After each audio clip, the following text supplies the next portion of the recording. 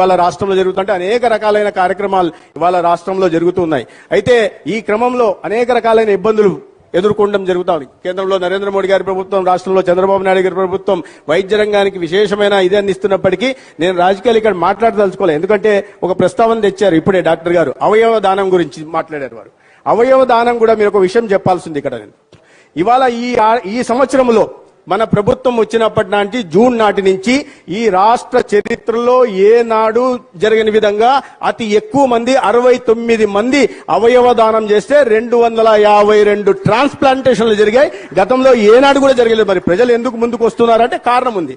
Doctor గారు ఈ మన ప్రభుత్వం వస్తూనే ముఖ్యమంత్రి గారి ఆదేశాల మేరకు ఈ అవయవ దానం చేస్తున్న వారికి ఒక 10,000 రూపాయలు ఇవ్వడం, వారిని గౌరవంగా ఆసుపత్రి నుంచి ఆ పార్థివ దేహాన్ని తీసుకెళ్లడం, సొంత గ్రామానికి చేర్చడం, తర్వాత జిల్లా అధికారి కలెక్టర్ గాని లేదా ఎస్పీ సారథ్యంలో వారి అంత్యక్రియలు నిర్వహించే విధంగా కూడా జీవో ఇవ్వడం జరిగింది. రాబోయే రోజుల్లో ఆ కుటుంబంలో నేను గౌరవ ముఖ్యమంత్రి గారి దృష్టికి తెస్తున్నా, ఆ కుటుంబంలో ఇంత అవయవ దానం చేయడానికి ఇంత ఉదాత్తతో ముందుకు వస్తున్న ఆ కుటుంబాన్ని గుర్తించి, వారి దాతృత్వాన్ని గుర్తించి, వారి గొప్పతనాన్ని గుర్తించి, ఆ కుటుంబంలో ఎవరికన్నా మనం కాంట్రాక్ట్ బేసిస్ లో గానీ లేదా అవుట్ సోర్సింగ్ లో ఉద్యోగం ఇచ్చే అవకాశాన్ని కూడా గౌరవ ముఖ్యమంత్రి గారు గుర్తించాల్సిందిగా నేను కోరుతున్నా.